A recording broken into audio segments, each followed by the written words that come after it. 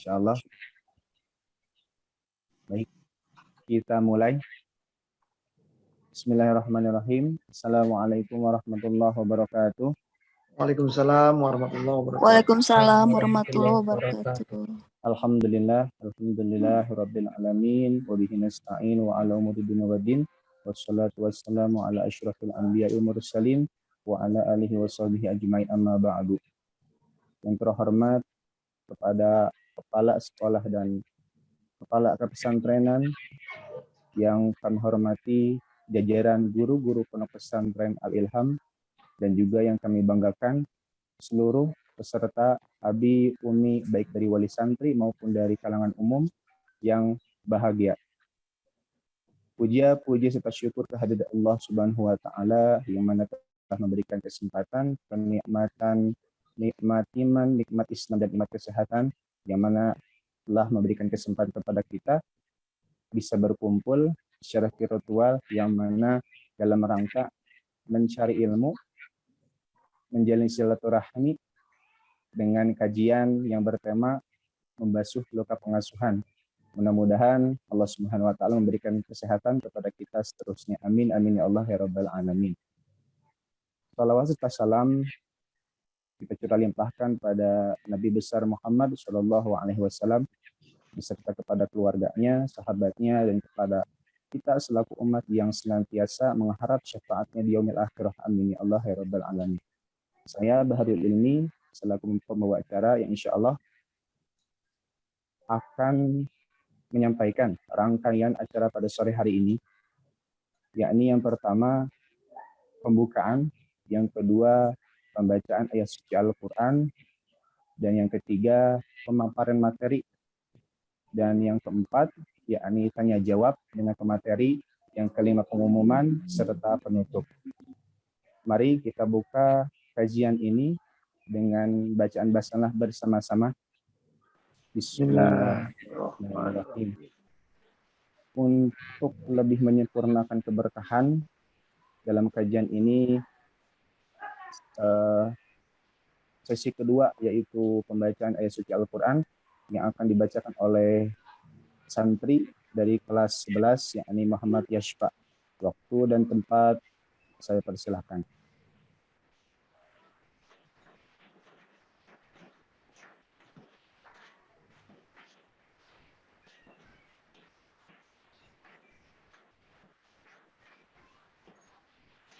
Masuk kamera.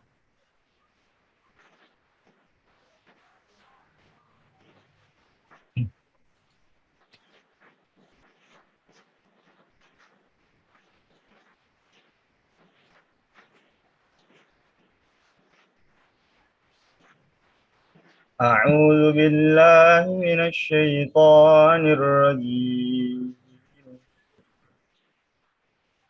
بسم الله الرحمن الرحيم.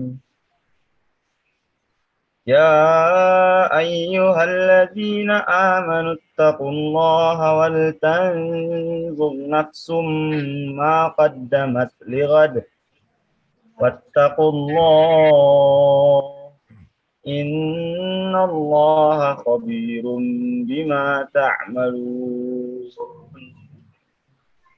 ولا تكونوا كالذين نسوا الله فأنساهم أنفسهم أولئك هم الفاسقون لا يستوي أصحاب النار وأصحاب الجنة أصحاب الجنة هم الفائزون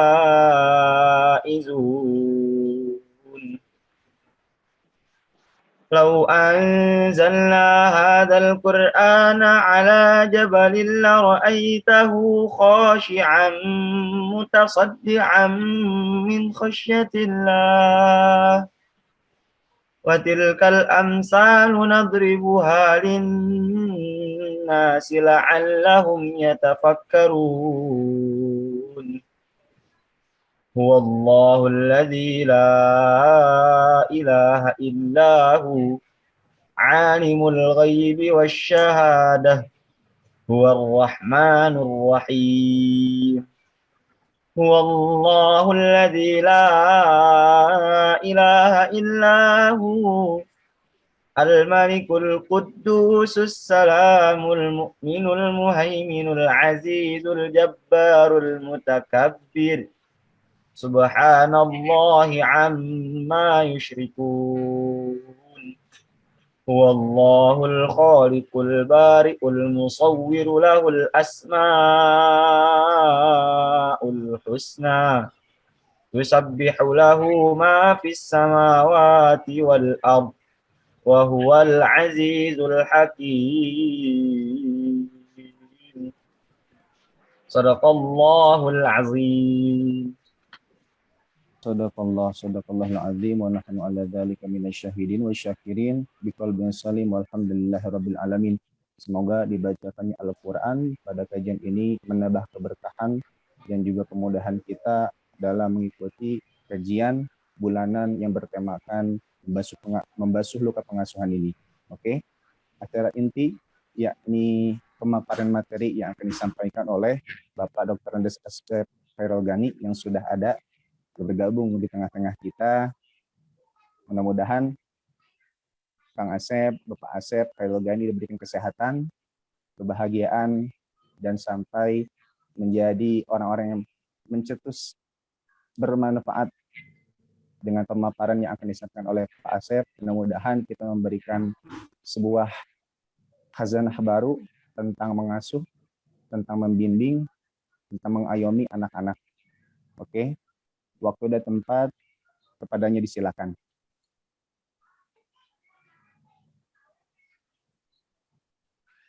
Baik. Assalamualaikum warahmatullahi wabarakatuh. Salam sejahtera bagi kita semuanya. Bapak Ibu sekalian, pada kesempatan kali ini kita dalam kajian yang dinamakan sebagai kabungah. Kita akan mendiskusikan tentang tema yang ada kaitannya dengan pengasuhan. Dan kebetulan ini judul atau tema yang disampaikan atau diberikan kepada saya, yaitu adalah membasuh luka pengasuhan. Pertanyaan yang menjadi menarik adalah membasuhnya menggunakan apa? Jadi kalau ada luka, lukanya dibasuhi pakai garam, waduh lukanya makin mantap gitu ya. Lukanya makin pedih, lukanya makin perih. Tentunya saja yang dimaksud dengan membasuh luka pengasuhan adalah bukan yang itu. Dan dalam hal ini berarti ada tema tertentu yang perlu kita pahami, apa yang dimaksud dengan pengasuhan. Yang kedua, apa yang dimaksud dengan luka pengasuhan. Maka sebenarnya yang dimaksud dengan pengasuhan sederhananya adalah semua ragam upaya yang dilakukan oleh orang dewasa yang ada di sekitar anak, ya, yang berupa macam-macam. Baik bisa berupa kegiatan-kegiatan yang sifatnya pembimbingan, sifatnya pengayoman, sifatnya pemberitahuan, sifatnya peneladanan, sifatnya kemudian pemotivasian, yang sifatnya juga peneguran, kemudian juga adalah seluruh kegiatan-kegiatan itu bisa dikatakan sebagai pengasuhan. Nah, otomatis pengasuhan itu sendiri yang memberikannya bisa saja orang tua mereka yang melahirkan, tetapi kalau orang tua yang melahirkannya tidak ada, bisa jadi adalah orang-orang dewasa sekitar mereka. Bisa jadi kalau kita misalnya punya anak, kemudian anak ini adalah di pondokan, maka berarti ustadz-ustadz yang ada di pondok, kemudian juga para pengasuh pondok, kemudian juga para wali-wali di pondok adalah orang-orang yang sebenarnya menggantikan sebagian peran dari orang tua dalam melakukan pengasuhan. Nah, sehingga dengan demikian kita kalau kita mencermati seperti ini, maka sebenarnya pengasuh itu banyak. Maka sebenarnya saya yakin semua orang tua sepakat bahwa yang namanya mengasuh anak itu adalah artinya adalah menyiapkan anak menjadi hamba Allah yang baik. Otomatis juga menjadi, kalau misalnya negara tentunya saja sangat menginginkan bahwa pengasuhan atau pendidikan itu menyiapkan menjadi warga negara yang baik. Otomatis karena kita berada di lingkungan pesantren, maka yang dimaksud dengan pengasuhan ini adalah bagaimana kita menyiapkan anak-anak yang diasuh di pesantren ini adalah menjadi pertama tentunya saja insan yang baik, insan yang berakhlak mulia, kemudian juga adalah insan yang dia mampu menjadi Abdullah dan dia juga mampu menjalankan peran-peran Khalifatullah. Tentunya saja tantangannya adalah perlu ada sinergi antara rumah dan pontren. Di pontren itu ada kegiatan sekolah dan ada kegiatan kepesantrenan. Maka berarti perlu ada sinergi antara orang tua, antara ustaz yang mengajar di sekolah, dan ustaz yang mengajar dalam tema-tema kepesantrenan. Nah, sehingga dengan adanya sinergi seperti ini, insya Allah yang namanya pengasuhan itu menjadi pengasuhan yang efektif. Sulit barangkali bagi kita mencari pengasuhan yang ideal. Ya, tetapi barangkali tantangan bagi kita itu adalah bagaimana kita menjadi pengasuh yang efektif. Artinya efektif adalah berarti memberi efek yang memang diinginkan, dituju sesuai dengan visi misinya Pondok Pesantren Al-Ilham. Nah, karena ini adalah tema luka pengasuhan, kenapa tema ini dibahas? Bisa jadi didasari oleh memang berbagai macam kendala-kendala yang ada di lapangan adalah dalam masalah pengasuhan. Jadi tidak sedikit dari siswa-siswa, murid-murid ya yang memang mengalami luka-luka pengasuhan. Nah, luka-luka pengasuhan itu bisa jadi belum tentu disengaja. Jadi saya menggunakan berpikirnya adalah bahwa saya tidak bisa menduga atau tidak bisa saya menuduh bahwa para orang tua dengan penuh kesengajaan menimbulkan luka itu. Ya, tidak adalah orang tua yang pengen menyakiti anaknya. Tidak ada orang tua yang ingin membuat anaknya menderita. Tidak ada orang tua yang ingin membuat anaknya kemudian mengalami luka fisik, luka-luka batin. Tetapi sangat mungkin terjadi adalah kondisi-kondisi tertentu di para orang tua sehingga mereka mempunyai pengalaman-pengalaman tertentu yang pengalaman itu adalah membuat mereka terbiasa dengan suatu pengalaman ketika mereka dibesarkan di keluarga mereka, sehingga mereka belajar bagaimana mereka diperlakukan oleh ayahnya, bagaimana mereka diperlakukan oleh ibunya, bagaimana mereka diperlakukan oleh pengasuhnya, sehingga apa perlakuan-perlakuan itu adalah ada di dalam benak mereka, sehingga walaupun para orang tua ini menyatakan sebagian dari perlakuan-perlakuan itu tidak pantas, tidak layak, tetapi kadung atau terlanjur sudah ada di dalam memori mereka. Nah, sehingga seringkali perilaku-perilaku memang yang udah ada di dalam benak itu sendiri adalah mudah tampil keluar karena memang sudah tersedia di dalam benak kita.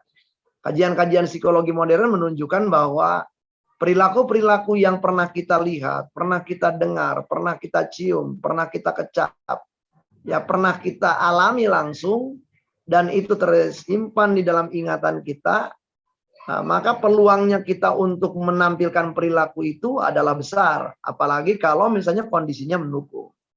Nah, sehingga tidak sedikit para orang tua yang memandang bahwa dulu saya diperlakukan tidak nyaman oleh orang tua saya. Tetapi kadung perlakuan-perlakuan tidak nyaman itu ada di dalam diri kita. Sehingga tanpa sadar bahwa perilaku itu pun kita ulangi kembali kepada anak. Dan ini adalah bukan cerita dari 1-2 orang tua. Ya. Jadi banyak orang-orang tua yang mengaku bahwa saya tahu bahwa perilaku itu buruk, tetapi seakan-akan saya menjadi terbiasa untuk melakukan perilaku-perilaku itu. Nah, ini adalah menjadi tantangan saya rasa. Menjadi tantangan bagi sebagian besar orang tua. Jadi bagi sebagian besar orang tua adalah tantangan adalah bagaimana mereka sendiri lepas dari tentunya saja perlakuan-perlakuan dari orang tuanya yang mereka tahu bahwa sebagian dari perlakuan-perlakuan itu adalah barangkali tidak tepat, tetapi mereka walaupun tahu tetapi mereka tidak bisa menghentikan perilaku-perilaku itu.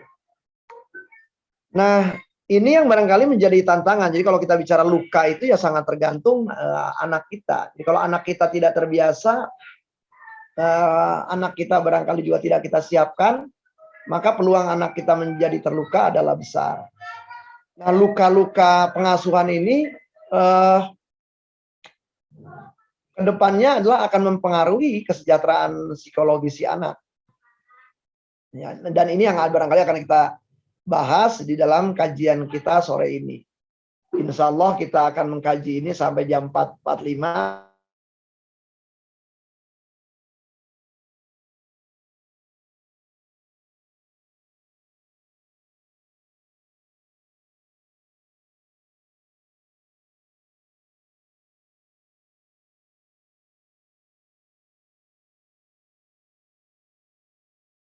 Kesehatan mental di era pandemi ini. Nah, jadi apa itu yang dimaksud dengan kesehatan mental? Sehat mental itu cirinya ada 4. Yang pertama adalah potensi diri direalisasikan. Otomatis yang namanya pondok pesantren adalah tempat pendidikan, tempat penggemlengan, tempat bagaimana siswa-siswa ini adalah diberi kesempatan untuk mengeksplorasi, menjelajahi potensi-potensi diri yang mereka miliki. Dan setelah menjelajahi potensi diri itu, mereka juga kemudian dibimbing oleh para pengasuh, oleh para wali santri untuk merealisasikannya. Sulit kita untuk mengatakan bahwa saya mempunyai potensi katakanlah menjadi qori kalau saya tidak pernah mencoba menjadi qori. Sulit saya mengatakan bahwa saya nggak punya potensi untuk menjadi katakanlah ahli nahu kalau saya nggak belajar ilmu nahu. Sulit saya mengatakan bahwa saya punya potensi untuk menjadi kaligrafer, khotot, kalau saya sendiri tidak pernah belajar tentang itu. Nah, sehingga yang dilakukan oleh para guru adalah pada dasarnya adalah memberikan ruang supaya potensi itu muncul. Supaya potensi itu muncul, supaya potensi itu dijelajahi, supaya potensi itu dieksplorasi oleh para santri. Nah, ini adalah menjadi tantangan tersendiri. Jadi orang tua pada dasarnya juga adalah orang yang memberikan ruang. Nah, kalau diibaratkan adalah bahwa setiap diri orang itu adalah punya ragam biji, gitu ya. Biji itu adalah potensi. Nah, kita tahu bahwa biji itu akan tumbuh hanyalah kalau ada kesempatan, ada lahan, ada tanah, ada unsur air, ada unsur udara, ada unsur matahari. Ketika semuanya berpadu, maka potensi itu adalah akan muncul, akan tampil keluar. Nah, tantangannya berarti dalam rangka para santri ini atau para siswa atau para anak kita ini adalah menjadi sehat mental, berarti adalah bagaimana orang tua, guru, ustazah, kemudian para wali santri adalah bekerja sama sehingga potensi-potensi itu mampu tampil keluar, mampu tampil ke permukaan, mampu dikembangkan. Ciri yang kedua dari sehat mental adalah mampu bekerja produktif dan berkah. Nah, tentunya saja bagi santri ada target-target tertentu. Ada misalnya target-target kurikulum tertentu yang sudah ditentukan. Sebagai siswa, dia mempunyai tentunya target-target pencapaian kurikulum.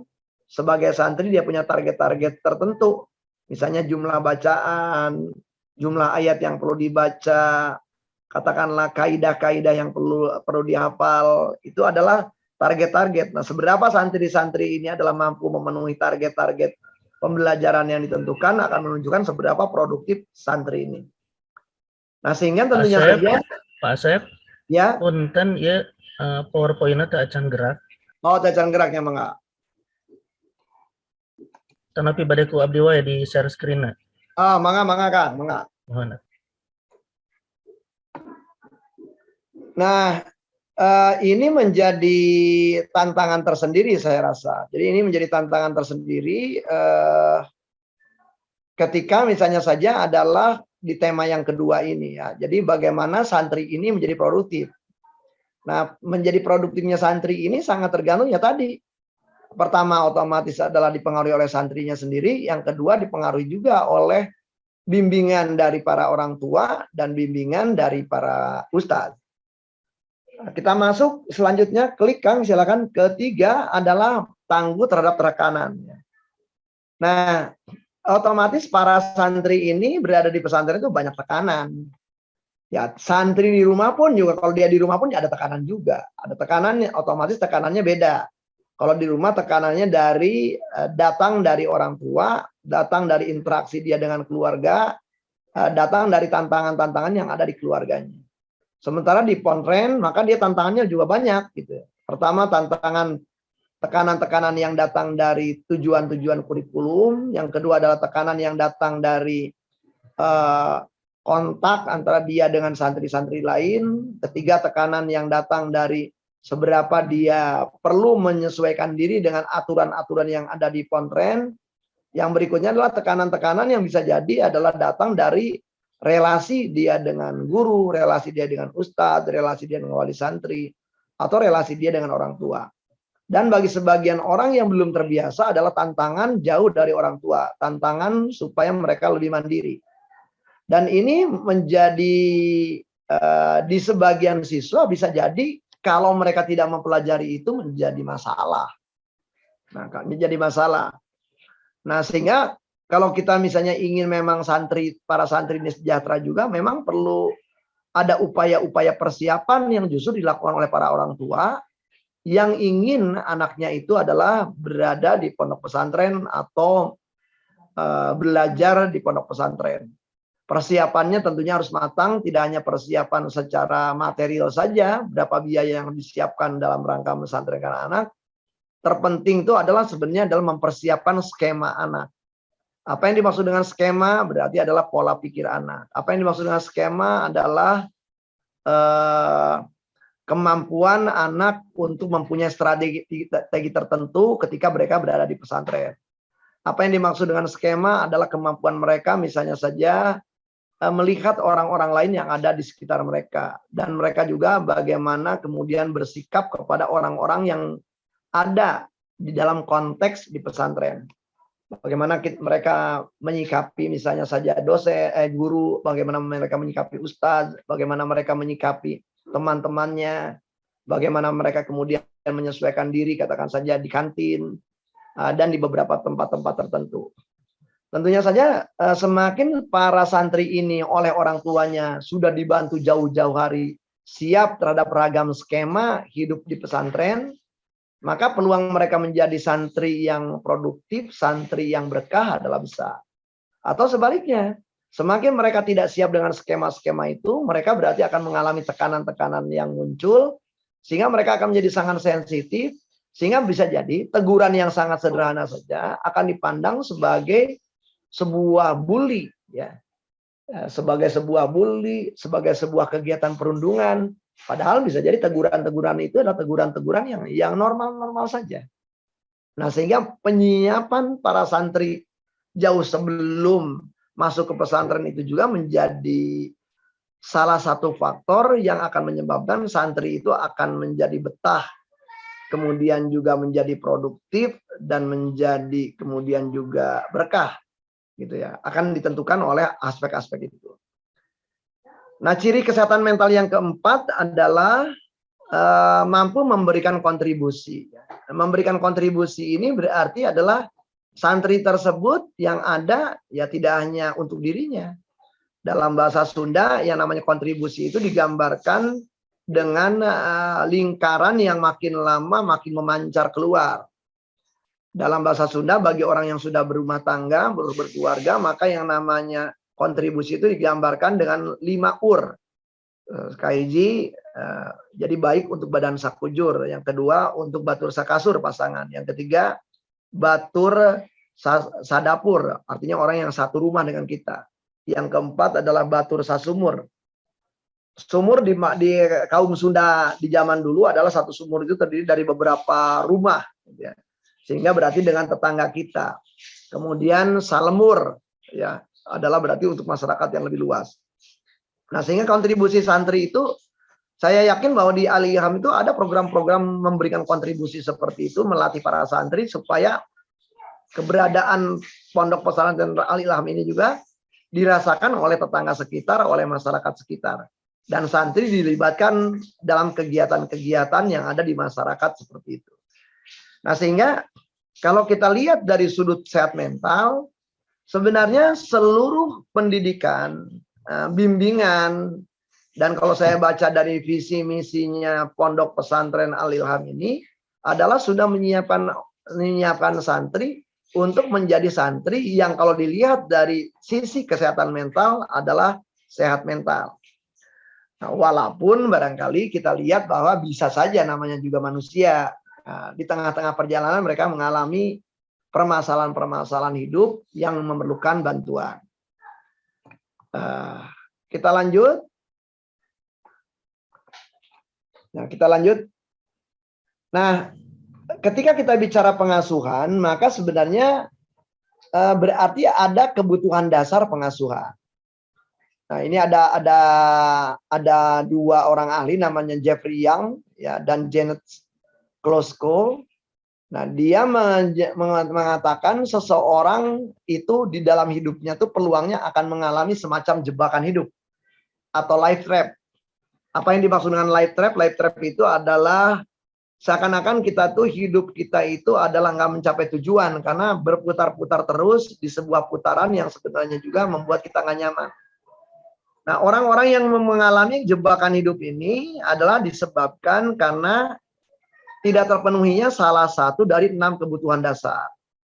Nah, 6 kebutuhan dasar itu apa saja? Yang pertama adalah rasa aman. Nah, rasa aman ini dibutuhkan oleh semua orang, tidak hanya oleh anak-anak, oleh orang dewasa juga dibutuhkan. Ya. Remaja membutuhkan rasa aman, makin tua orang makin membutuhkan rasa aman.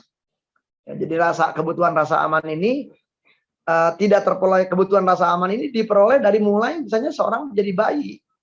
Jadi pada waktu bayi kemudian ngerasa dia di situ lapar, maka pada waktu merasa rasa lapar kemudian dia mengeluarkan rengekan, tangisan.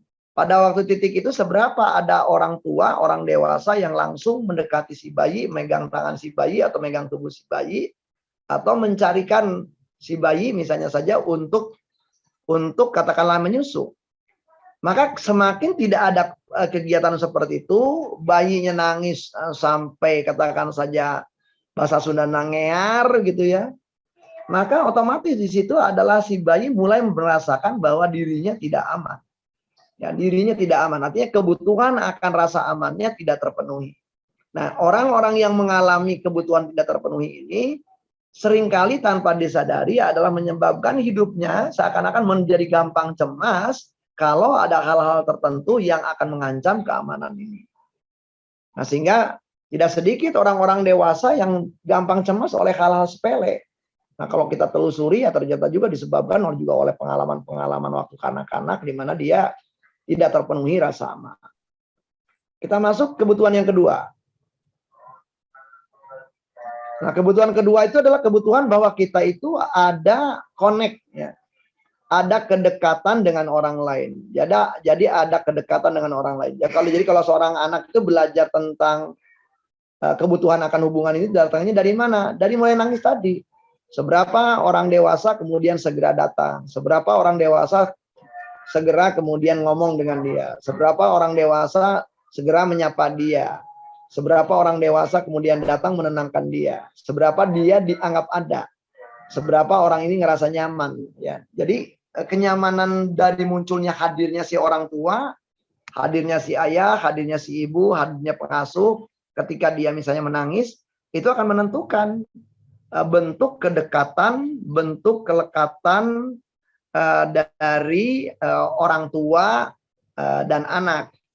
Nah, sehingga dalam masalah ini maka sejumlah penelitian dalam bidang psikologi perkembangan itu menunjukkan bahwa ada anak-anak yang mengalami kenyamanan dalam hubungan dengan orang tuanya. Ada yang kemudian mereka menjadi ada juga orang tua yang kemudian meninggalkan anak tanpa ngomong, tanpa apa di dalam box, anak kemudian menjadi gelisah. Di situ ada yang namanya separation alias keterpisahan. Nah, ada keterpisahan itu yang nyaman. Nah, keterpisahan yang nyaman itu yang orang tuanya pengen ngomong. Orang tuanya mengatakan misalnya, ibu akan masak dulu, kamu nyantai aja di sini, ya sambil bermain-main di sini, dan ibu ada di pojok sebelah sana sedang mencuci. Tetapi ada juga orang tua yang langsung mencuci aja, nggak langsung menyapa anak, nggak langsung ngomong dengan anak, langsung pergi begitu aja. Nah, sejumlah penelitian menunjukkan ada beda gitu. Orang tua yang pakai ngomong dengan orang tua yang langsung pergi tanpa pakai ngomong, ternyata menimbulkan reaksi emosi di anak yang berbeda. Nah, sehingga anak-anak yang tiba-tiba orang tuanya pergi tanpa ada informasi, tanpa ada pemberitahuan itu, walaupun ibunya ada di situ, gampang cemas. Nah, dia mengalami namanya adalah separation anxiety, jadi kecemasan akan keterpisahan. Nah, tema ini adalah nantinya akan berpengaruh ke dalam hidupnya jangka panjang. Sehingga orang yang bersangkutan kalau nyari pasangan tuh kayaknya nempel banget gitu. Pasangannya pergi dikit aja kayaknya udah gak nyaman aja tuh. Ya ada tantangan-tantangan, ada ketakutan-ketakutan yang nggak perlu, ada kekhawatiran yang nggak perlu di situ. Kalau dia berteman, maka ya pertemanannya itu sendiri juga membuat temannya juga repot gitu ya. Karena teman ini juga sangat jadi tergantung, sangat kemudian menjadi lengket, susah katakanlah dipisah gitu ya. Karena dia sangat tergantung dalam tema-tema itu. Kita lanjut kepada kebutuhan ketiga. Kebutuhan ketiga itu adalah kebutuhan otonomi. Nah, kata otonomi itu dalam bahasa kitanya mandiri. Tapi kalau kita mau cerita, mau kaji dari asal katanya, kata otonomi itu dari kata auto, itu berarti sendiri. Nomi artinya hukum. Berarti seseorang dikatakan sebagai otonom kalau dia mampu membuat hukum untuk dirinya sendiri. Jadi kalau dia udah punya tujuan, berarti dia juga tahu bahwa ada konsekuensinya. Positif berarti ada konsekuensinya, negatif berarti juga ada resikonya, dan dia tahu bagaimana cara mengelola resiko. Nah, kebutuhan anak untuk otonomi ini juga dipengaruhi juga bagaimana relasi antara orang tua dengan anak. Seberapa anak diberikan kesempatan untuk melakukan hal-hal tertentu tanpa bantuan dari orang tua. Seberapa anak diberikan kesempatan untuk eksplorasi. Seberapa anak diperbolehkan untuk melakukan sesuatu, menguji coba sesuatu. Mencoba-coba sesuatu. Ya, semakin anak banyak dilarang, apa-apa dilakukan oleh orang tua, resiko apapun dilakukan oleh orang tua, anak kemudian tidak diberi kesempatan untuk melakukan eksplorasi, maka anak adalah mengalami khawatir untuk melakukan tindakan. Maka anak mempunyai ketakutan kalau dia melakukan tindakan-tindakan tertentu. Maka di sini anak akan menjadi tergantung kepada orang lain. Ya, di dalam melakukan tindakan-tindakan tertentu, sehingga di sini adalah anak menjadi kurang otonom karena dia akan menjadi tergantung kepada orang lain, atau dia hanya akan nyaman kalau dia bisa bergantung kepada orang lain. Dan otomatis semakin anak ini tidak otonom, ya ketika pesantren, ya pesantren menjadi tekanan betul, karena di pesantren keinginan anak itu untuk otonom diperlukan betul. Jadi bagaimana anak ini adalah mampu dalam berbagai macam aspek, dalam beragam tema-tema kemandirian itu adalah sudah mampu menampilkannya sendiri tanpa bantuan dari orang tua. Nah, di sini yang saya rasa ada beda, saya rasa ya, cara pendidikan di kita lah, maksud saya itu di kita tuh di Nusantara ini, di mana masyarakat kita adalah cenderung masyarakat yang guyup, dengan dikatakan saja nggak usah jauh-jauh di Australia lah gitu ya, yang relatif dekat dengan kita, atau di Eropa atau di Amerika. Nah, kalau saya cermati, mereka itu sendiri kalau misalnya ada seorang ibu anak 3 tahun masih memakaikan sepatu gitu, itu bisa dimarahi oleh gurunya. Karena anak sebesar itu harus sudah dibiasakan untuk otonom. Nah, di kita masih segala macam oleh orang tuanya. Nah, artinya kalau kita lihat pendidikan di negeri lain itu sudah meminta untuk yang namanya tema-tema yang namanya self help, menolong dirinya sendiri.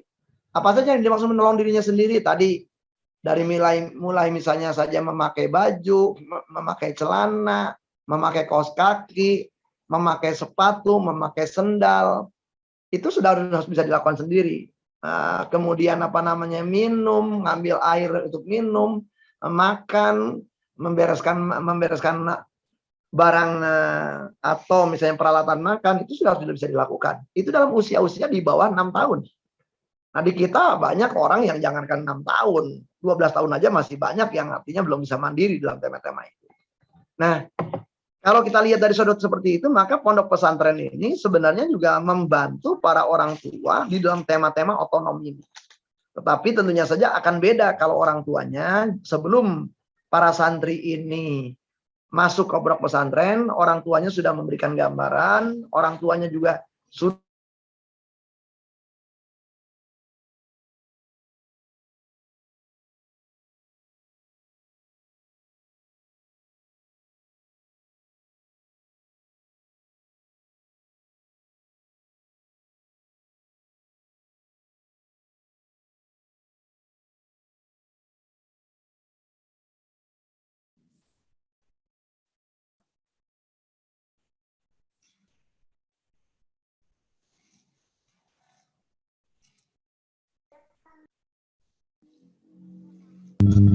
Gak ada suara, Pak.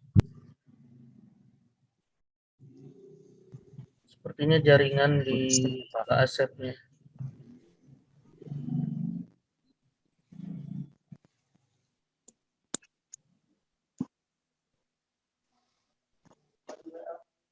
Ya, Pak.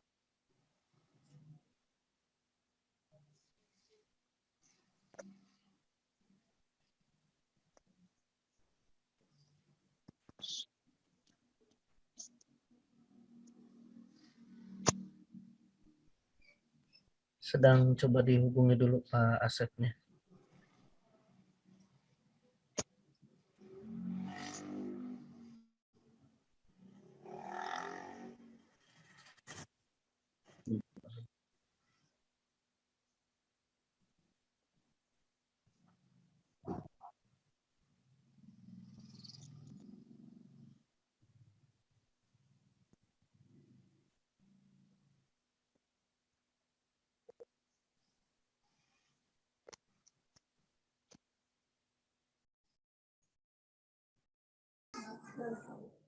Baik, mohon maaf, ini jaringannya tidak stabil. Saya pindah tools ke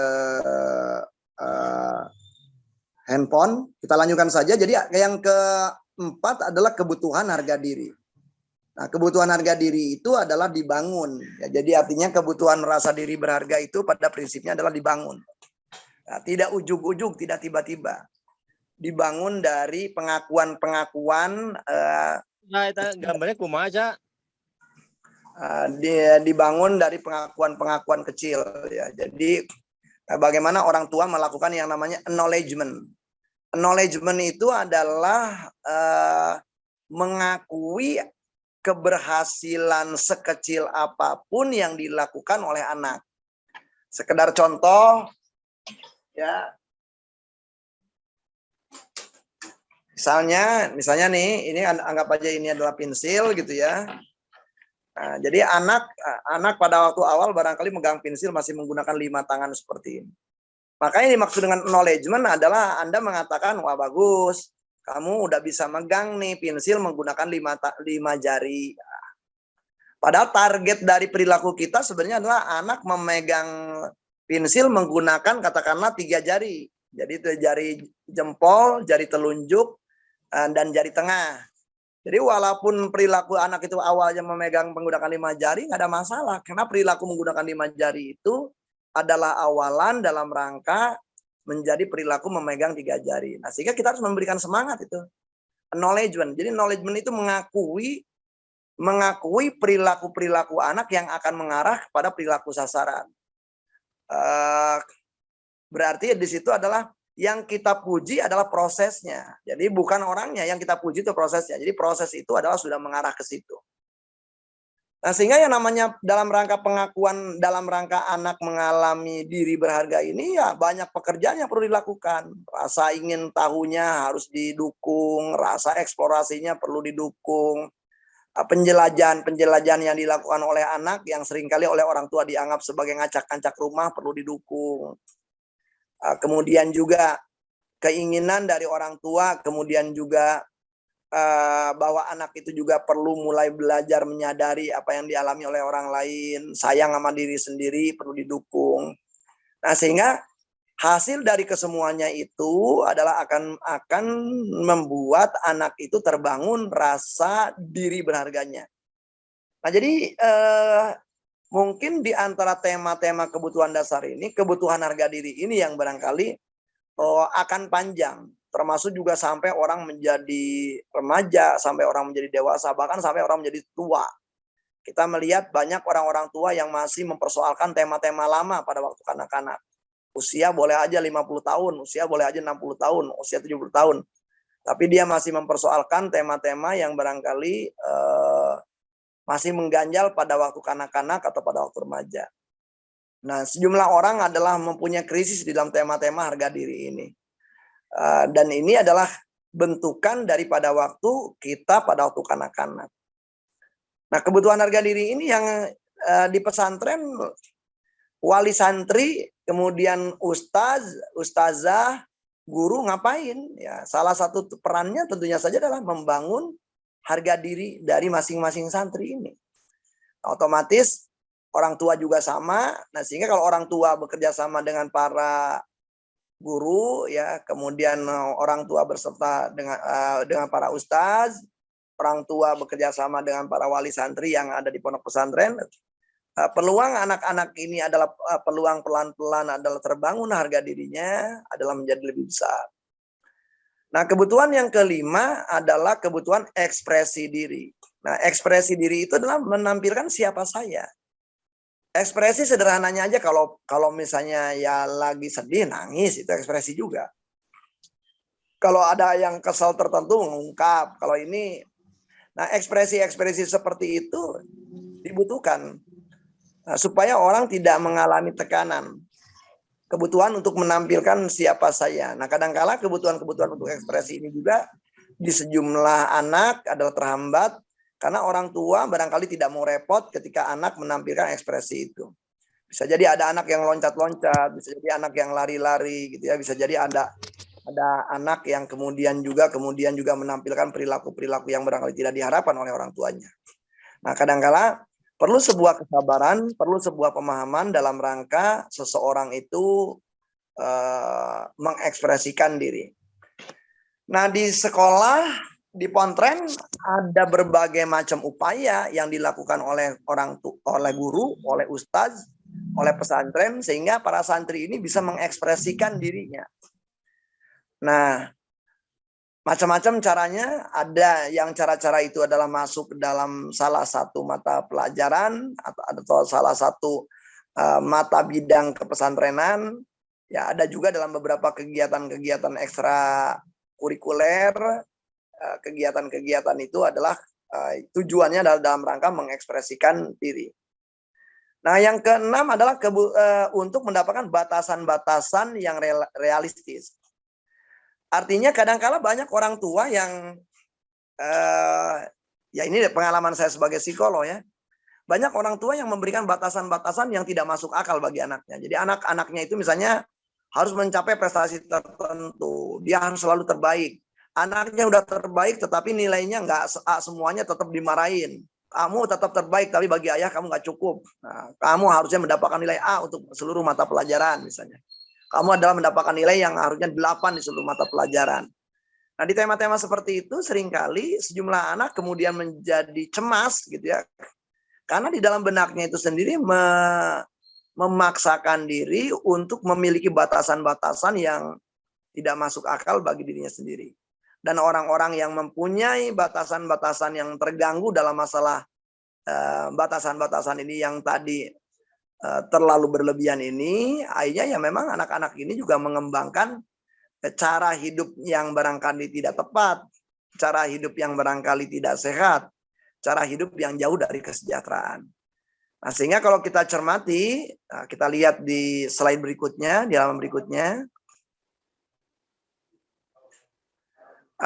maka sebenarnya bisa jadi ya di situ ada Bapak dan Ibu sekalian bisa melakukan pengamatan gitu ya, seberapa kebutuhan-kebutuhan ini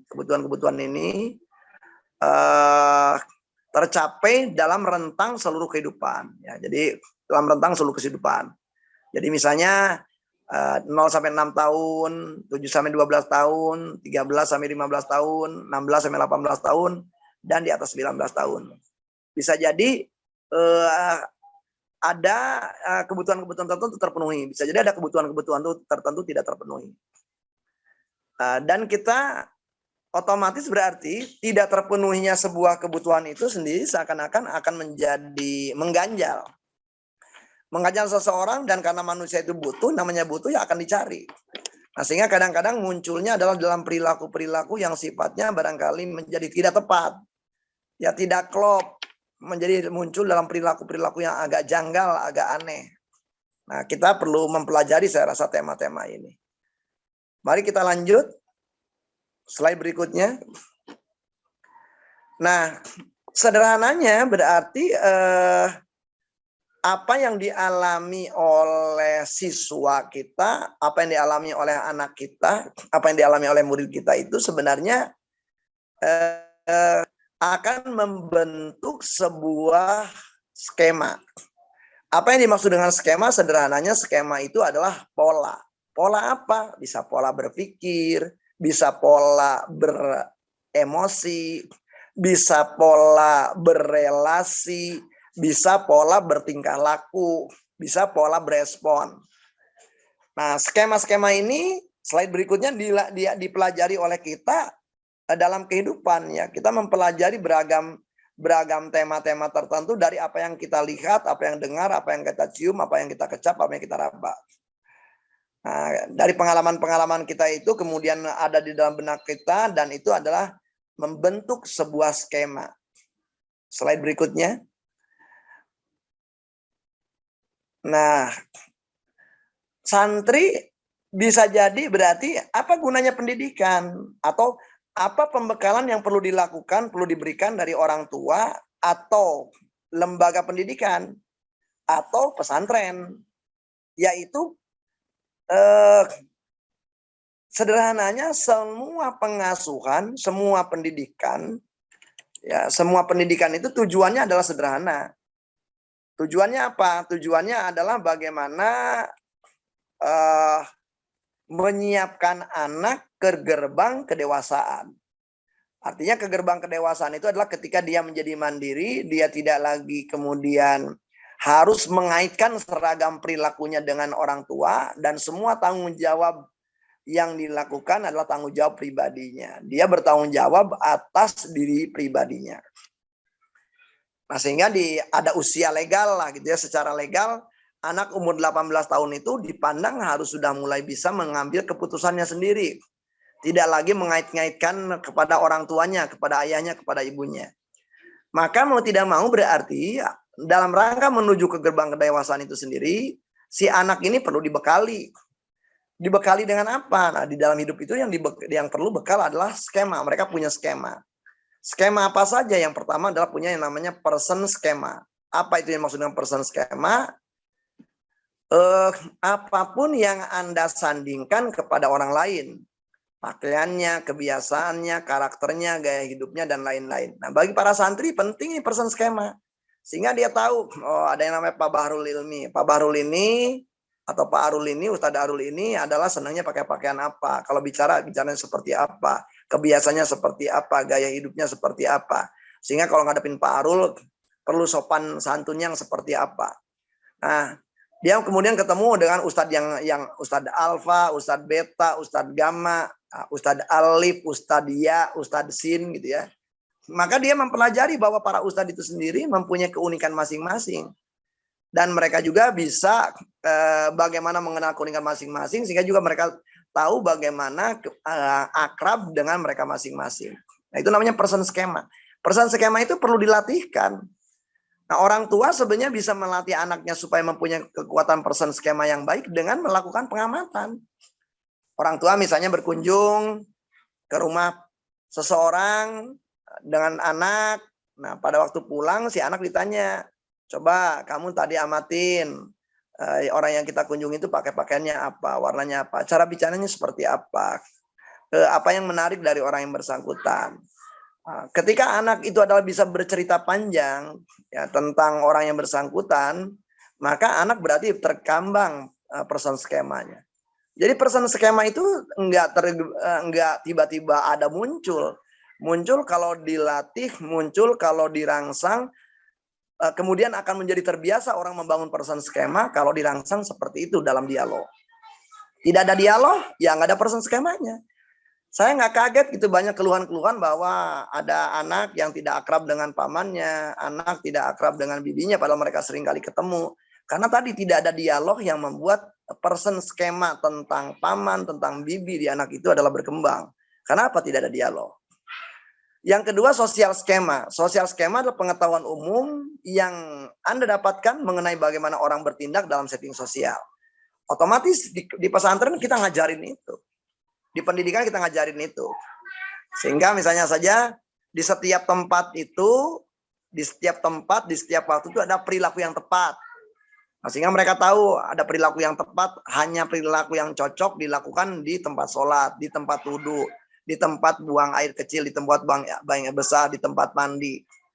Nah, anak belajar itu. Jadi bagaimana kita bertindak kalau ketemu ustadz, bagaimana kalau kita bertindak kalau ketemu misalnya saja wali santri, bagaimana kalau kita ketemu dengan pimpinan pesantren, sikap kita seperti apa. Anak belajar tentang tema-tema itu. Tema-tema itu diperlukan dalam rangka mereka menjadi warga orang dewasa. Karena di orang dewasa mereka juga belajar bahwa di setiap tempat ada etiket yang berbeda, ya, ada etiket yang berbeda, ada sopan santun yang berbeda, ada ciri sabumi cara sadesa, ya, jadi ada keunikan-keunikan dalam berperilaku. Yang ketiga yang namanya adalah self skema, ya, bagaimana siswa ini juga tahu tentang dirinya sendiri, tahu apa yang dia khawatirkan, tahu apa yang dia rasakan. Nah ini paling nggak mudah gitu dari pengalaman saya sebagai psikolog. Karena banyak orang, jangankan kanak-kanak, banyak orang dewasa pun yang nggak tahu apa yang sedang dialaminya, apa yang sedang dihayatinya, apa yang sedang dirasakannya. Dia juga nggak tahu bagaimana memberi nama terhadap apa yang dirasakannya, apa yang diinginkannya. Jadi kalau ngasih namanya juga susah, berarti mengkomunikasikannya juga susah kepada orang lain. Nah sehingga dalam rangka para santri ini mempunyai pengetahuan tentang diri sendiri yang baik, maka otomatis para wali santri khususnya, ya, para pengasuh santri yang ada di pondokan ini adalah memberikan mereka pandangan-pandangan tertentu, ya, sehingga mereka bisa memfasilitasi santri-santri ini adalah untuk makin mengenal tentang apa yang mereka alami dan apa yang sebenarnya mereka perlu lakukan. Kemudian ada yang namanya event skema. Event skema itu proses dan cara untuk melakukan apa dengan cara apa. Nah itu dia. Kita itu belajar ragam proses. Masak ada prosesnya, mandi ada prosesnya, nyuci ada prosesnya, sholat ada prosesnya, wudhu ada prosesnya. Kemudian katakan saja kalau di pesantren ini ada katakan saja murojaah ada prosesnya. Di pesantren ada tahsin ada prosesnya. Maka siswa atau santri belajar ragam proses. Dari proses yang ada kaitannya dengan pendidikan, proses yang ada kaitannya dengan interrelasi di antara santri dengan santri, interrelasi antara santri dengan ustaz, interrelasi antara santri katakan saja dengan orang-orang yang ada di pondok. Nah, skema-skema ini diperlukan. Karena kalau saya ngamatin, semakin orang itu miskin skema, semakin peluang dia bermasalah dalam hidup besar. Jadi sederhananya adalah orang-orang yang memiliki masalah dalam hidup itu adalah orang-orang yang lambat lah belajar skemanya. Gitu. Harusnya dia udah belajar skema itu jauh-jauh hari. Nah, dia baru belajarnya sekarang. Nah, jadi itu juga yang membedakan antara kenapa orang-orang yang barangkali suka membaca buku jauh relatif lebih maju berkembang dibandingkan orang-orang yang nggak baca buku. Karena orang yang banyak membaca buku, apalagi buku itu berkaitan dengan ragam masalah-masalah yang perlu ditangani dalam kehidupan, maka orang itu sudah mempunyai bekal untuk menghadapi. Saya harus melakukan apa, dalam saat apa, pada periode apa, di saat kapan. Jauh-jauh hari dia udah punya itu. Sebelum masalah muncul. Sementara orang-orang yang barangkali kurang membaca, kurang bergaul, dia skemanya sedikit.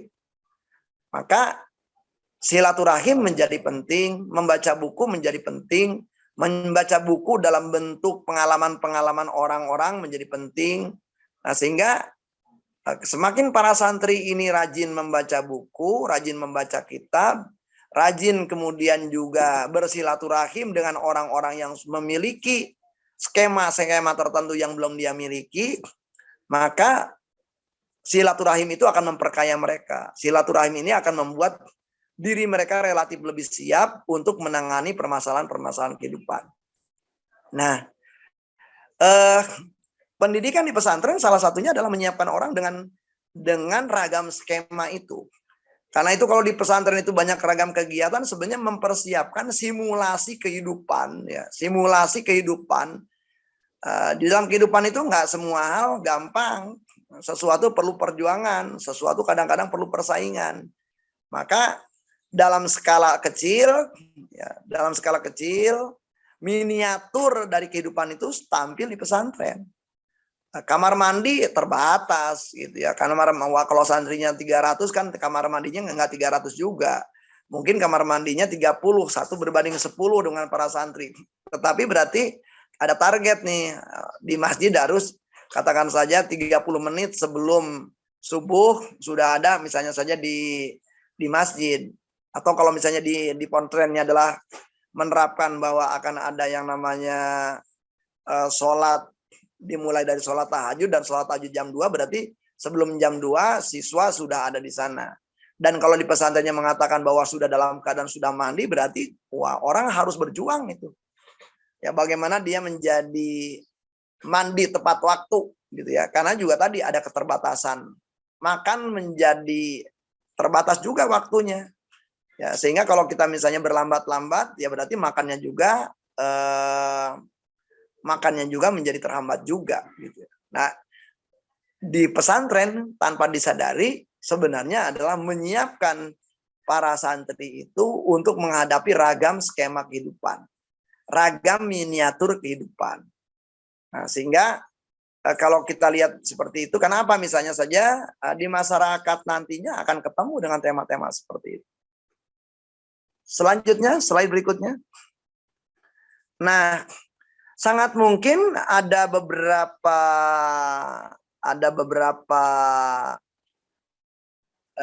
anak-anak kita yang mengalami pengalaman-pengalaman yang tidak menyenangkan pada waktu kanak-kanak.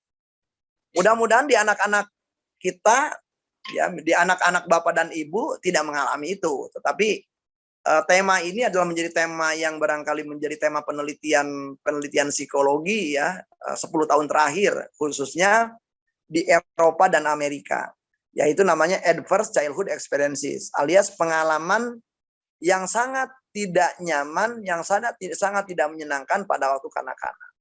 Slide berikutnya. Nah, di slide berikutnya ini ada 10, di sini ada 10 pertanyaan. Jadi Bapak Ibu boleh jawab saja dalam hati. Anda dulu ingat pengalaman Anda pada waktu dulu Anda masih kanak-kanak.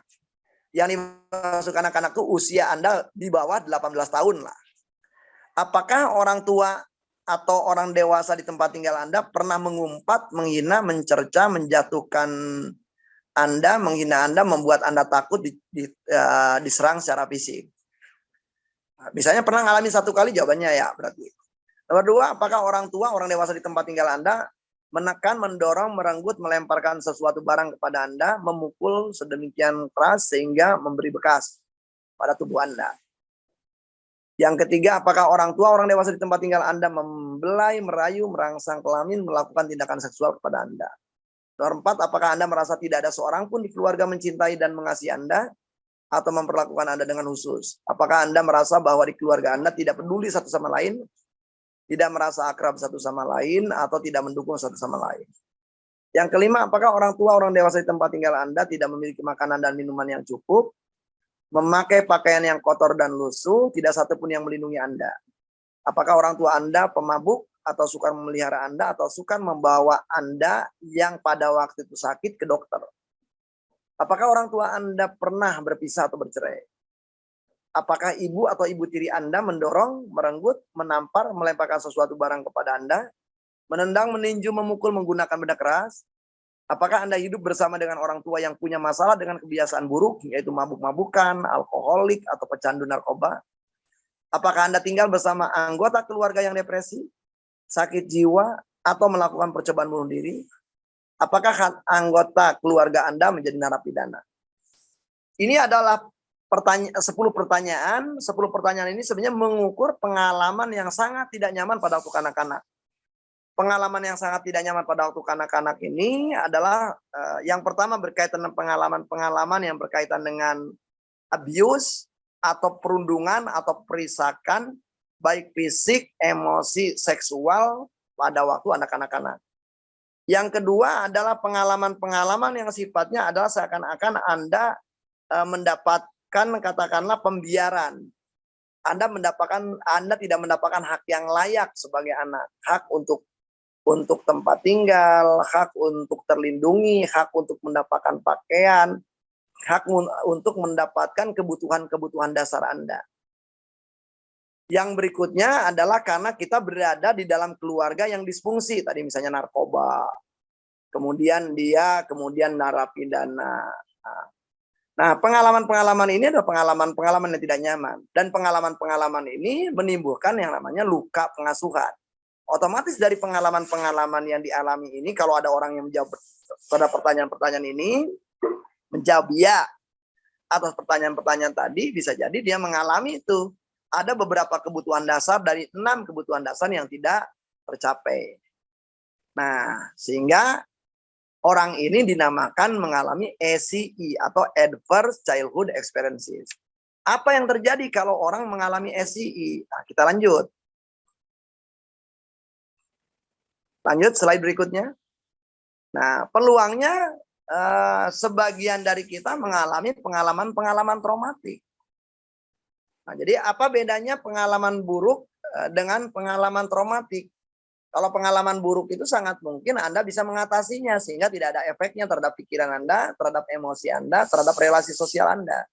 Tetapi sebuah pengalaman traumatik itu adalah ya pengalaman buruk, ya kemudian juga memberikan efek yang membuat kemampuan kognitif Anda terganggu, kemampuan berpikir Anda terganggu, kemampuan katakan saja konsentrasi Anda terganggu, kemampuan Anda berelasi dengan orang lain terganggu, kemampuan mengelola emosi Anda terganggu.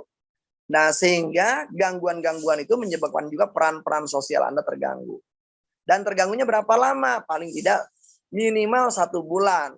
Ya, jadi Anda terganggunya selama 1 bulan, terganggu dalam cara berpikir, dalam cara berelasi sosial, dalam cara mengelola emosi Anda, maka itu namanya adalah Anda mengalami trauma. Nah, cukup besar, banyak penelitian-penelitian menunjukkan bahwa orang-orang yang mengalami traumatik itu nggak nyadar gitu bahwa ada kebiasaan-kebiasaan dia itu sendiri yang terpicu dari pengalaman-pengalaman traumatik itu. Slide berikutnya. Nah, sehingga kalau kita lihat, gara-gara kita mempunyai pengalaman-pengalaman traumatik tadi, maka orang-orang yang mengalami pengalaman-pengalaman traumatik pada waktu kanak-kanak atau mengalami luka pengasuhan pada kanak-kanak ini penelitian-penelitian dengan jumlah jutaan orang ya, itu mereka kemudian akan seakan-akan terganggu perkembangan otak dan syaraf mereka.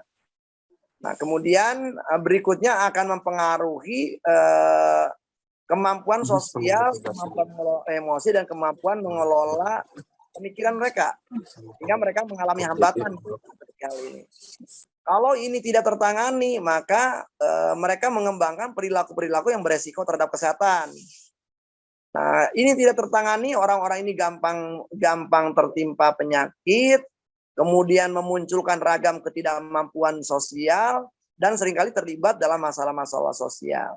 Dan sejumlah penelitian pun menunjukkan bahwa orang-orang dengan SI itu cenderung usia kematiannya relatif lebih masih muda. Nah, jadi kalau kita lihat seperti ini, luka pengasuhan itu memberikan efek jangka panjang, baik sifatnya fisik, baik sifatnya mental, baik sifatnya sosial, gitu ya. Dan ini seringkali menjadi permasalahan-permasalahan besar di masyarakat kita saat ini. Slide selanjutnya.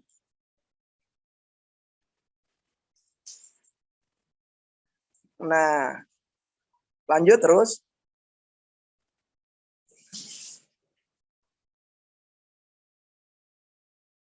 Nah, jadi tantangan kita tentunya saja adalah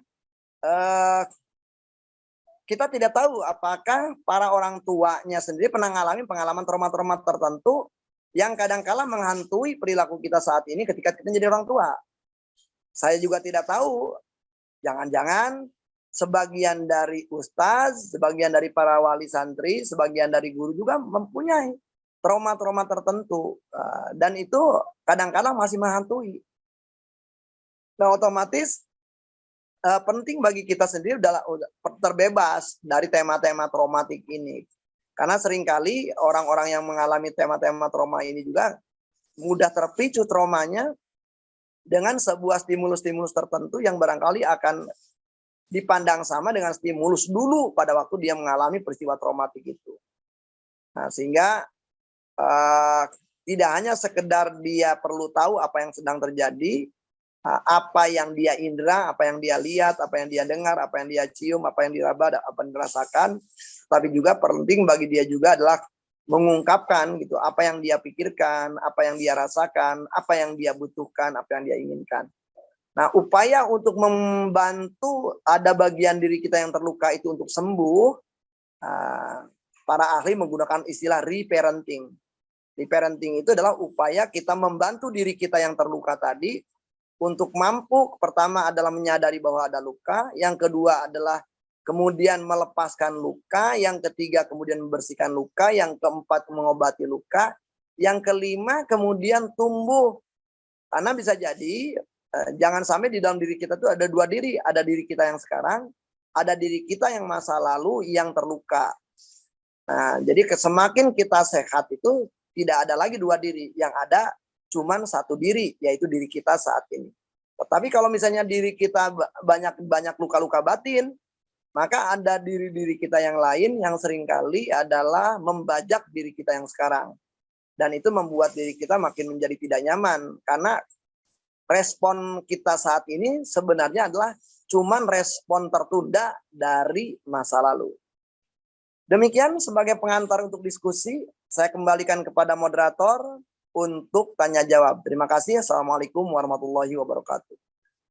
Waalaikumsalam warahmatullahi wabarakatuh. Tak terasa Bapak sudah selesai aja pemateri ini.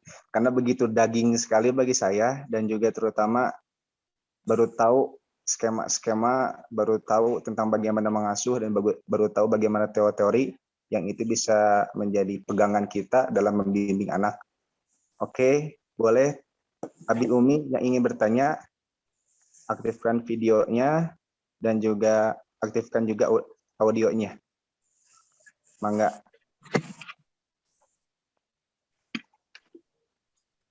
Assalamualaikum warahmatullahi wabarakatuh.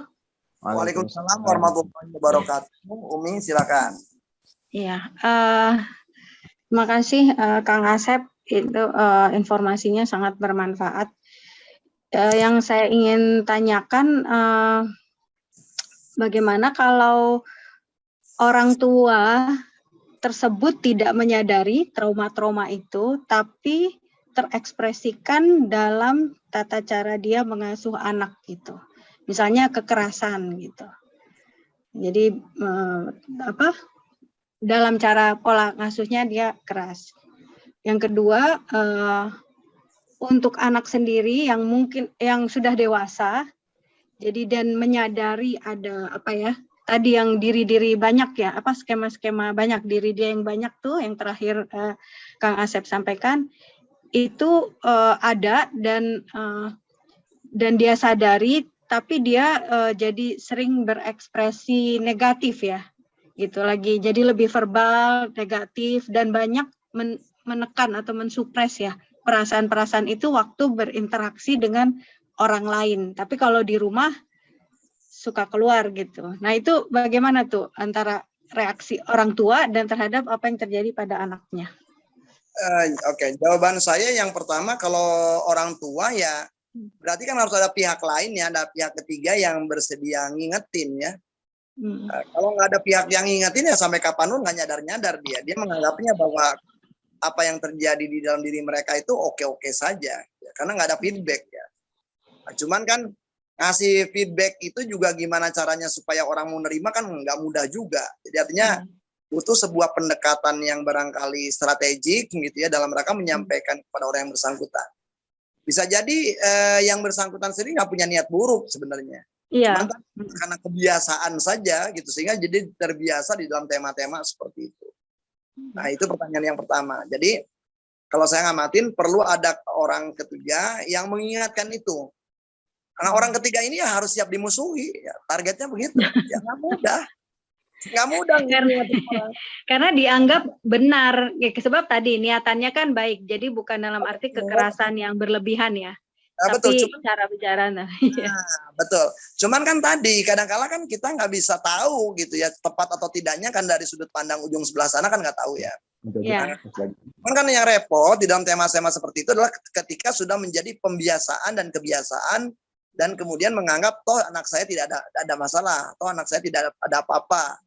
Nah, tema itunya yang barangkali memang perlu feedback lah saya rasa. Perlu ada orang yang barangkali watawasau lah ya kepada orang yang bersangkutan. Jawaban yang kedua, sangat mungkin seseorang itu memberikan ekspresi yang berbeda di rumah dan di luar. Di luar kelihatan tenang, di rumah kemudian jadi kelihatan sangar gitu ya. Antara rumah dan luar. Nah, tentunya saja dalam kasus ini perlu bantuan lah saya rasa. Jadi artinya si orang ini, si anak ini perlu dibantu, dibantunya oleh ahli. Yang pertama dibantu dalam rangka tentunya saja adalah membantu menyembuhkan diri dia yang terluka di masa lalu. Yang kedua, melakukan reparenting, pengasuhan ulang terhadap diri dia yang terluka di masa lalu. Sehingga diri dia yang terluka di masa lalu ini adalah mampu pertama adalah berarti menerima kenyataan yang memang sudah pernah terjadi. Yang kedua adalah mengekspresikan ekspresinya dengan cara yang tepat. Yang ketiga kemudian terpenting adalah mampu memilih sikap yang tepat gitu di saat ini. Nah, sehingga tantangannya saya rasa adalah di situ perlu adanya upaya dia sendiri adalah dibantu dalam rangka healing orang ini. Sehingga dengan demikian dia bisa membedakan antara sikap dia terhadap orang tua di masa lalu dengan sikap dia yang sekarang sudah jadi dewasa terhadap orang tua di masa kini.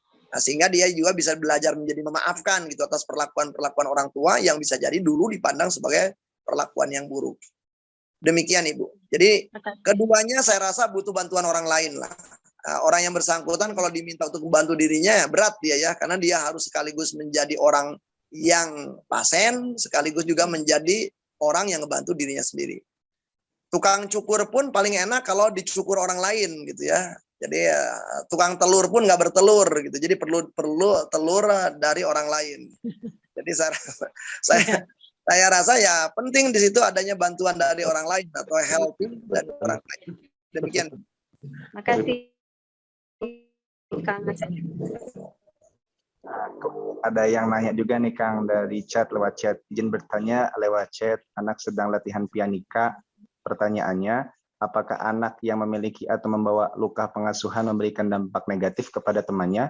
Jika iya, bagaimana teknis atau cara orang tua agar menguatkan anak jika bertemu atau berinteraksi dengan anak yang memiliki luka pengasuhan?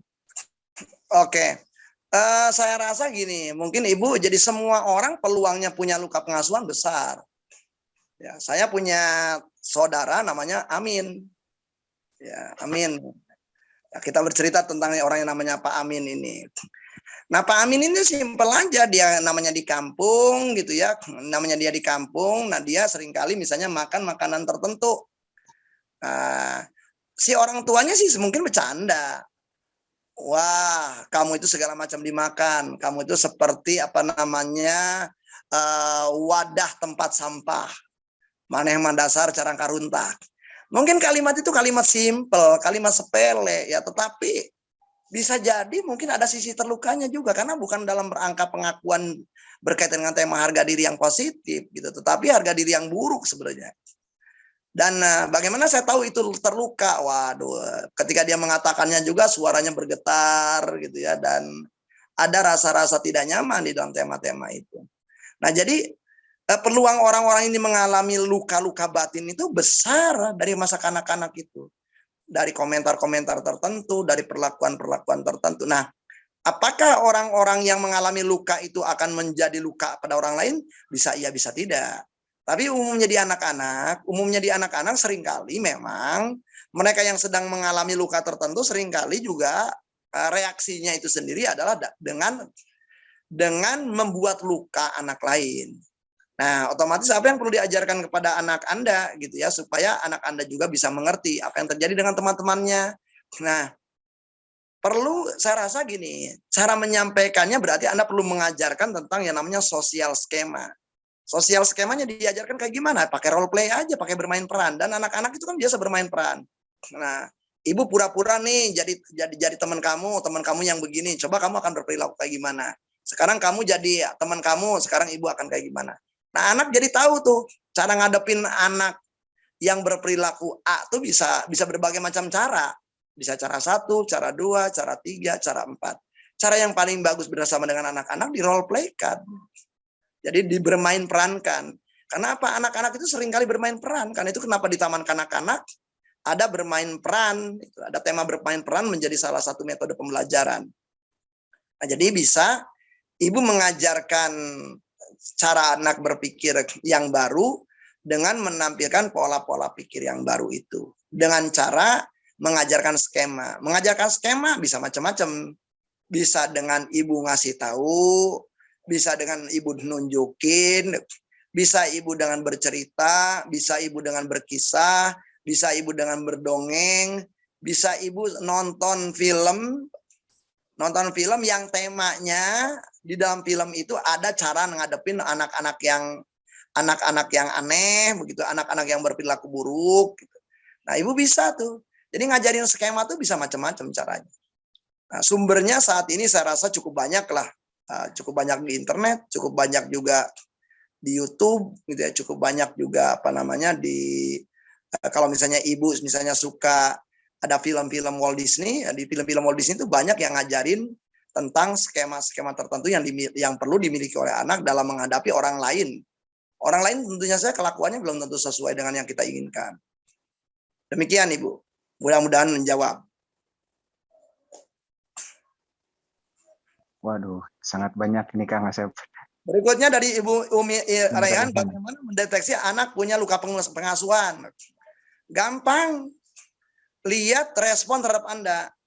Kalau anak Anda yang tadinya adalah akrab, kemudian jadi mulai menjauh, dia malah lebih mulai mengurung diri. Atau kalau di anak-anak umumnya paling gampang kelihatan dari tidur. Pola tidurnya menjadi rusak, kemudian dia yang tadinya udah nggak ngompol menjadi ngompol lagi. Kemudian juga seringkali meracau dalam tidurnya. Nah, itu adalah contoh-contoh bahwa anak-anak itu punya luka pengasuhan. Ya. Atau anak menjadi sangat tergantung kepada Anda yang tadinya anak udah relatif lebih mandiri. Atau anak Anda menjadi sangat tergantung kepada orang lain yang tadinya barangkali enggak. Gitu. Nah, jadi perubahan perilaku anak itu menunjukkan bahwa anak Anda punya luka pengasuhan. Ya, jadi perubahan perilakunya tentunya saya perubahan perilaku yang mengarah kepada mundurnya keterampilan anak. Anak yang tadinya udah mandiri menjadi tergantung, anak bermanja-manja, anak yang tadinya mau tidur sendiri sekarang harus mau dengan Anda. Atau tadi anak menjadi sangat sulit diatur, anak menjadi sangat sulit dikendalikan, anak kemudian menjadi bikin gara-gara, anak menjadi bikin masalah. Ya, itu bisa jadi juga adalah bentuk-bentuk bahwa anak-anak itu mengalami luka pengasuhan. Demikian. Sebagian dari anak-anak itu nulis. Nah, anak-anak yang udah mampu nulis, apalagi kalau di dalam taman kanak-kanak atau di sekolahnya yang menggunakan teknik journaling, itu gambar-gambar pada waktu journaling, itu gambar-gambar berkaitan dengan perilaku orang tuanya. Nah, itu jadi sangat memungkinkan juga begitu. Oke, alhamdulillah. Saya ingin bertanya, Kang Asep. Boleh, silakan. Perihal tentang menemukan diri, ini sangat panjang sekali prosesnya, Kang. Dan juga menjadi tantangan buat saya di sini, terutama sebagai orang dewasa, yang mempersilahkan anak-anak untuk mengenal diri, menemukan diri. Yang menjadi pertanyaannya, batasan-batasan bagi kita dalam membimbing mereka mengeksplorasikan diri itu seperti apa, Kang? Baik, barangkali tantangan bagi kita, penting bagi kita saat ini sebagai pembimbing anak adalah potensi diri itu hanyalah bisa ditemukan kalau kita punya tujuan hidup yang jelas. Jadi kalau misalnya Pak Kang Bahrul Ilmi punya tujuan hidup akan menikah setahun yang akan datang, misalnya, maka tujuan Kang Bahrul Ilmi sendiri pun juga itu akan mengarahkan tuh penemuan-penemuan tentang diri Kang Bahrul. Ya, jadi akan berbeda dengan misalnya kalau Kang Bahrul Ilmi ya baru punya tujuan nikahnya baru 5 tahun yang akan datang gitu ya. Akan beda gitu. Kang Bahrul akan digerakannya oleh tujuan. Nah, berarti berangkat dari pengalaman-pengalaman sejumlah orang itu menemukan potensi dirinya adalah gara-gara dia punya tujuan yang jelas dalam hidupnya. Maka saya rasa di pesantren pun perlu itu mulai para santri itu dilatih untuk mempunyai tujuan Tujuan jangka panjang misalnya gini, kalau Anda mandiri nanti pada usia sekian seperti apa. Nah, kemudian supaya bisa mandiri dalam usia sekian, maka berarti langkah-langkah dari sekarangnya perlu seperti apa. Apa yang perlu disiapkan, pengetahuan apa yang perlu disiapkan, wawasan apa seperti disiapkan, tindakan apa seperti yang perlu disiapkan, siapa yang perlu menjadi teman, siapa yang perlu menjadi mentor, guru seperti apa yang perlu dicari. Nah, potensi-potensi diri itu akan relatif lebih jelas, tergali, tereksplor, terdidik kalau orang jelas tujuan hidup. Nah, jadi kalau misalnya kita kembalikan tadi pertanyaan tadi, berarti kalau misalnya kita memang tujuannya supaya siswa-siswa ini atau murid-murid ini atau santri-santri ini adalah terrealisasi potensi-potensi terbaiknya, maka dimulainya adalah ngajari mereka untuk menentukan tujuan hidup mereka. Apa yang mereka akan capai dalam hidup. Tentunya saja itu bisa dibuat apa yang ingin tercapai dalam 1 semester ini dalam hidup mereka. Nah, jadi misalnya fisik mereka akan apa yang mereka capai, pikiran mereka akan seperti apa, kemampuan belajar mereka akan seperti apa, pertemanan mereka seperti apa. Nah, itu para siswa bisa dilatih, di-coach untuk tema-tema seperti itu. Dan dari pengalaman saya di sejumlah sekolah, memungkinkan kita melakukan coaching terhadap para siswa atau para santri sehingga mereka mempunyai tujuan dan mereka kemudian mengeksplorasi tujuan, mereka membuat langkah-langkah mencapai tujuan, dan akhirnya mereka juga merangsang munculnya potensi-potensi baru yang potensi itu akan berkembang dalam rangka mencapai tujuan. Demikian Pak Kang Bahrul Ilmi. Baik, mungkin bisa dicukupkan 3 pertanyaan yang atau ada lagi Ube Ami 1 pertanyaan lagi, insya Allah. Mangga, pilih ayah.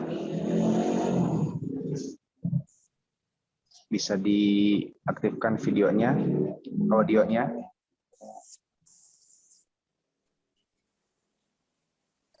Assalamualaikum. Waalaikumsalam warahmatullahi wabarakatuh. Kang, punten mau nanya. Ini kan kadang-kadang anak-anak itu suka bercanda, tapi secara fisik, maksudnya kadang suka memukul atau walaupun dalam konteksnya bercanda. Ini secara psikologi apakah dibenarkan atau dibenarkan atau tidak gitu ya, anak-anak bercanda, namanya anak-anak Pak, ya anak-anak boleh-boleh aja sih. Pertanyaannya barangkali gini, sebenarnya semua perilaku itu boleh-boleh saja. Problemnya adalah setelah perilaku harus ada penjelasan. Jadi peranan kita sebagai orang tua adalah membingkai ulang, mengemas ulang, memframe ulang, ya apa yang terjadi di orang tua. Apa yang terjadi di anak, apa yang terjadi antara relasi anak dengan orang tua, apa yang terjadi antara relasi anak dengan anak. Misal nih, katakanlah orang tua bertengkar, dan bertengkarnya kebetulan di depan anak.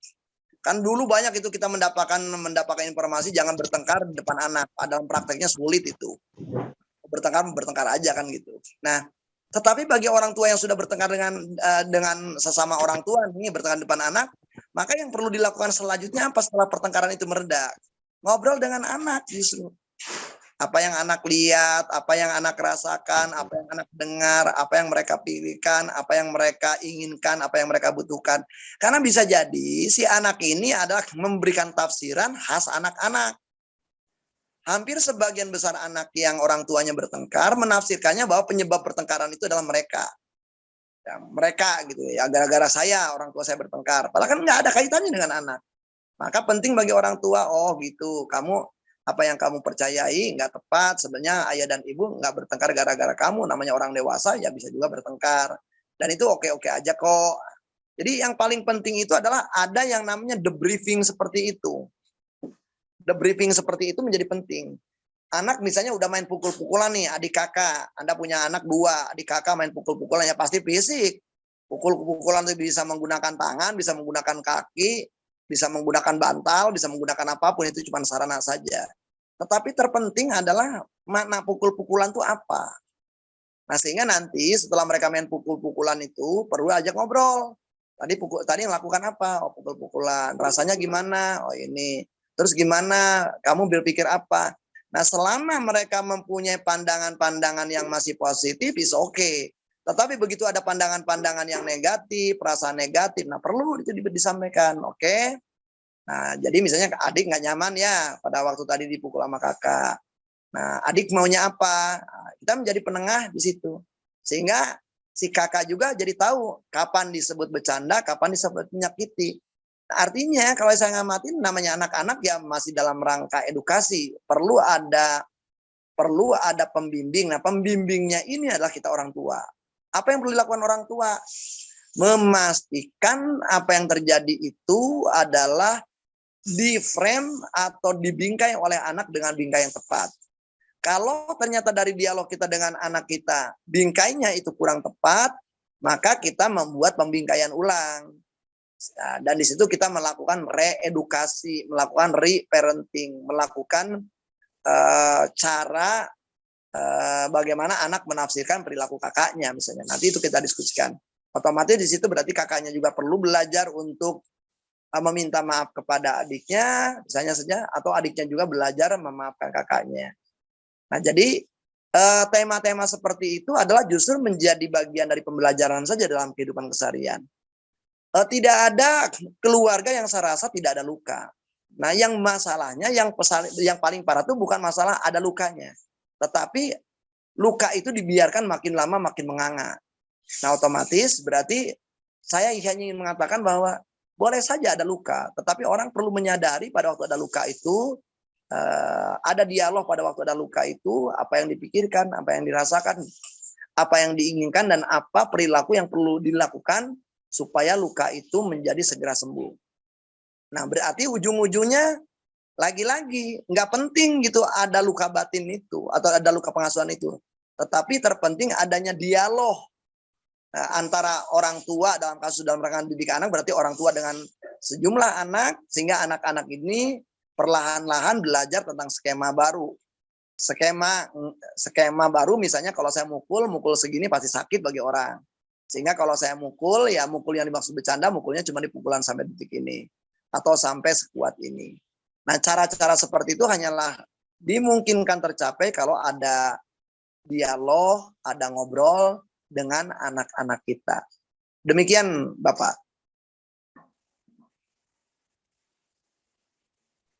Oke. Sudah terjawab ya, Pak. Alhamdulillah. Dari pertanyaan terakhir menutup kajian kita kali ini. Oh ya, Pak, saya sedikit bertanya tadi tentang skema itu sendiri terakhir, Pak. Perihal untuk mungkin tiap anak itu kan berbeda-beda karakter, Pak. Dan yang saya lihat pula di Al-Ilham ini anak-anaknya yang emang sering menyukai storytelling. Nah, untuk memberikan skema itu apakah bisa dari kisah-kisah ataukah bisa dari kisah yang memang itu kita buat-buat sendiri? Ya macam-macam. Artinya gini, kalau misalnya saya ceritakan saja. Jadi kalau kita bicara misalnya Mahabharata itu ada 12 parwa. Di dalam setiap parwa itu ada para pelakunya. Ada para pelakunya di situ, kemudian ada katakanlah saja masalah yang ada di situ, dan ada respon atau reaksi dari orang-orang yang ada di situ. Nah, berarti sebenarnya di dalam setiap parwa di dalam Mahabharata itu ada skema-skema tertentu. Bagaimana ngadepin misalnya orang yang licik, bagaimana ngadepin orang yang jahil, bagaimana ngadepin misalnya saja orang yang mempunyai keinginan macam-macam. Skema itu menggambarkan how to sebenarnya. Dan skema itu terselip di dalam cerita. Nah, berarti kalau kita mau mengajarkan skema kepada anak-anak, ya berarti kalau sebagai guru perlu lihat dulu para siswa itu memerlukan skema apa saja. Nah, para siswa itu memerlukan skema apa saja. Nah, sehingga kalau misalnya udah tahu para siswa itu memerlukan skema apa saja dalam hidup mereka, maka berarti disusun dulu nih, oh ini skema-skema yang akan diperlukan dalam hidup mereka. Katakan saja kalau misalnya mereka kelas 9, kelas 10, kelas 11, itu akan beda-beda tuh skema yang diperlukan di situ. Maka berarti kita udah menyusun itu kisah-kisah, boleh kisah real, boleh kisah rekaan yang ada kaitannya dengan skema-skema itu. Nah, jadi kita juga boleh itu misalnya seluruh kisah-kisah para nabi di dalam Al-Quran itu punya skema. Bagaimana misalnya misalnya Musa menghadapi Fir'aun itu juga menggambarkan skema. Bagaimana Musa bertemu dengan Harun ada skemanya. Bagaimana Musa ketemu dengan kaumnya, ketemu dengan Korun ada skemanya. Bagaimana Musa ketemu dengan Bal'am Bauri misalnya, itu ada skemanya. Nah, skema-skema itu tentunya saja ada konteksnya di situ. Berarti nanti siswa itu tahu persis bahwa skema tertentu akan cocok di konteks tertentu. Skema tertentu akan nolong di konteks tertentu. Artinya semakin kita sebagai guru, sebagai orang tua menyiapkan kisah, mengajak ngobrol yang ada kaitan dengan skema-skema itu, berarti kita sebenarnya ada sedang menanam di dalam benak anak adalah kesiapan berespon yang tepat dalam konteks tertentu. Demikian Kang Baru. Jadi boleh-boleh aja itu baik ngarang langsung atau menggunakan memang kisah-kisah yang sudah ada yang bisa kita ambil dari tarikh misalnya saja, atau kisah-kisah real yang memang terjadi dalam kehidupan keseharian. Demikian. Oke. Alhamdulillahirabbil alamin. Kita telah sampai di penghujung acara. Saya mengucapkan terima kasih pada Pak Asep Hairul Ghani yang sudah meluangkan waktunya membagikan ilmunya, pengalamannya, dan juga saya mengucapkan banyak terima kasih kepada para peserta, kabungah, baik dari wali santri, guru, bahkan kalangan umum. Saya selaku pembawa acara menyampaikan mohon maaf apabila ada kekeliruan, kesalahan selama berlangsungnya kajian ini. Mari kita tutup kajian ini dengan bacaan alhamdulillah bersama-sama. Alhamdulillah. Lalu sesi terakhir pengumuman. Bismillah, kebetulan dan alhamdulillahnya di pesantren Al-Ilham ada program yang bisa dikatakan programnya ini berkaitan tentang kebutuhan santri, berkaitan tentang kebutuhan umat, yakni kita mengadakan yang namanya wakaf mesin air minum RO, dan ini sudah menjadi program kemasjidan yang ada di Pondok Pesantren Al-Ilham. Bagi Abi, Umi, para hadirin yang ingin bergabung menjadi donatur, menjadi muhsinin, kami siap untuk menampung dan juga menerima bantuan, sumbangan, donasi dari Abi dan Umi sekalian. Mungkin cukup sekian dari saya. Kita tutup dengan bacaan Kifaratul Majlis. Subhanakallahumma wa bihamdika asyhadu an la ilaha illa anta astaghfiruka wa atubu ilaik. Hatur nuhun Kang Asep, hatur nuhun Abi dan Umi sekalian. Wassalamualaikum warahmatullahi wabarakatuh. Waalaikumsalam warahmatullahi wabarakatuh. Sama Bapak Ibu, Abi Umi, terima kasih.